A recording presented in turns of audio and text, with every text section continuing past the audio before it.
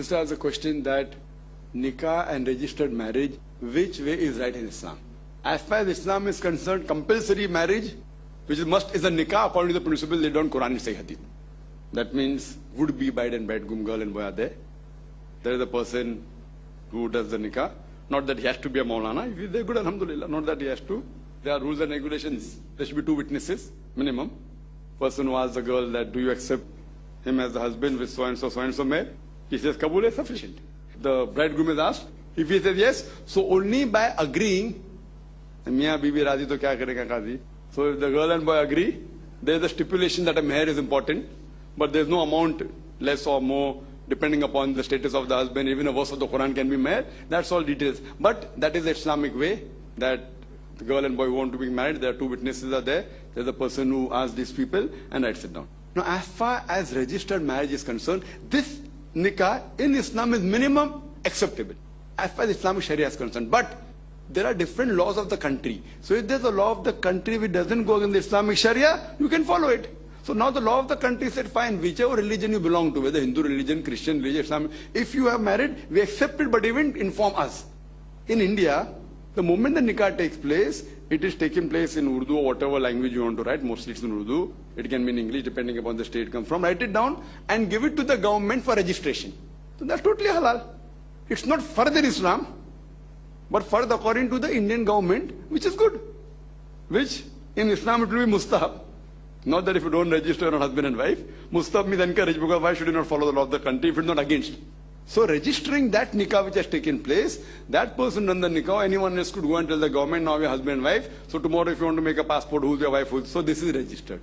Now, there's one more aspect which I mean you may be wanting to ask, which you have used the wrong term. It is a court marriage, or a marriage according to the Indian government rules. Now, registered marriage means you are registering your marriage, which is perfectly fine. But one is a court marriage, or a marriage according to the Indian government rules. Is that right or wrong? Then the answer differs. Now what happens, the Indian government, it follows a personal law.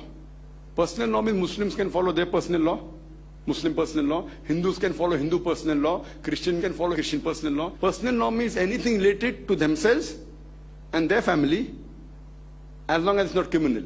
Whether you want to marry according to your rules and regulation of the religion, whether you want to divorce, whether inheritance. So all these things come in personal law. Crime comes in criminal law.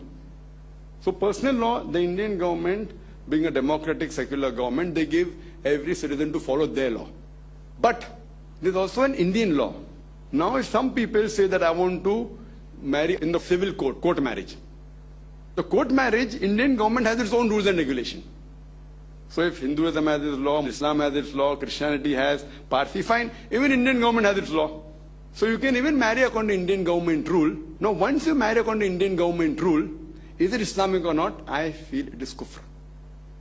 Many times this takes place when you're marrying a non-Muslim, or you're marrying a non-Muslim who accepted Islam.